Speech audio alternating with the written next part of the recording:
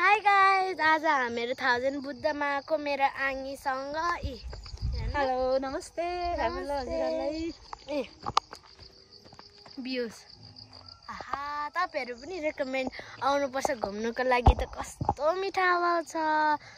साथीहरूसँग हुनु न, तर हामीहरू चाहिँ आङी भदैनी आयौँ। कोही पनि साथीहरूसँग आयो भने एकदम माइन्ड फ्रेस हुन्छ है। यहाँ आयो भने माइन्ड फ्रेस पनि हुन्छ। हेर्नु न भ्युज, आहा धरान पनि देखिन्छ है यहाँबाट त। फेरि हाम्रो घरबाट खै यहाँ पनि एउटा खोइ हिल पो देखिरहेको थियौँ मेरो घरबाट। दानाबारी उता दानाबारी। हामीहरू 1000 बुद्धमा आएको। अनि त्यहाँ वकर पनि छ, उता स्काई वकर।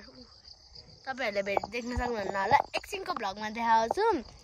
तर रेकमेन्ड त आउनु, कस्तो राम्रो छ। शीतल पनि छ, यहाँ बस्ने ठाउँ पनि हुन्छ। नेचरै नेचर, जसलाई यस्तो नेचर मनपर्छ नि यहाँ, त्यो चाहिँ रेकमेन्ड आउनुहोस् होला। वाह हेर्नुहोस्, शीतलै शीतल हुन्छ नि।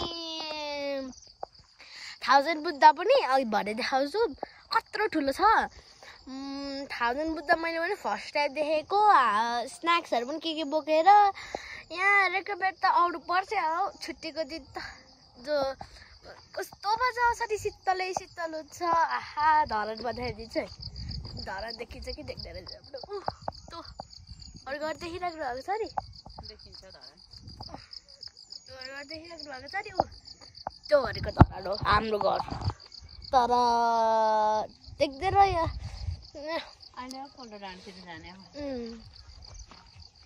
हाम्रो आङीहरू चाहिँ हाइकिङ जानु भएको होइन, एकचोटि खोइ कहाँ पो धरानदेखि उठ्यो दानाबारी, उत्तो दानाबारीसम्म पुग्नु भएको अरे। अम्बो अनि त खतरा नै हुन्छ। आहा म तपाईँलाई देखाउँछु ल के भनेको भनेर।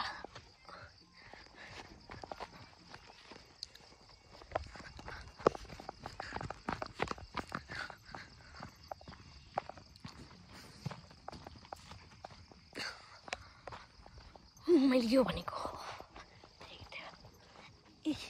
त्यसले गर्दा 1000 बुद्ध हुन्छ। योभन्दा अलिकति ठुलो छ उता मुनिबाट। ओहो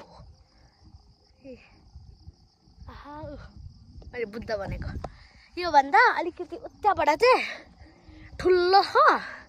अनि यहाँ प्याराग्लाइडिङ पनि हुन्छ। अनि जसलाई के अरे यहाँ एक्टिभिटिजहरू पनि हुन्छ, धेरै पनि हुँदैन, प्याराग्लाइडिङ पनि हुन्छ। तर प्याराग्लाइडिङ चाहिँ नजान, यस्तो भ्युजहरू हेर्नु, हावा खानु, मस्ती गर्नु क्या, इन्जोय। अब देखाउँछ मलाई 1000 बुद्ध, ठुलो बुद्ध मुनिबाट। फोटोहरू पनि खिच्यौँ।